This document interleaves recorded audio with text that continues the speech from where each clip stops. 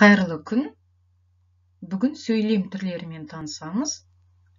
Простые предложения в казахском языке бывают 4 видов. Это повествовательные, хабарлы сөйлем, сұраулы сөйлем вопросительные, лепті сөйлем восклицательные и бұйрықты сөйлем побудительные. Хабарлы сөйлем мен 5-ші сыныпта оқимын.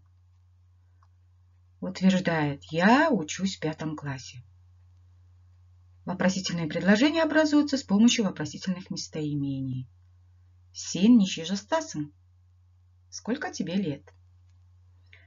Восклицательные предложения выражают различные эмоции человека. Көп рахмет. Большое спасибо. Бұйрықты сөйлем – это побудительные предложения, выражаются повелительным наклонением глагола второго и третьего лица. Мысалы, к примеру, кітапты сен оқы. Читай книгу ты.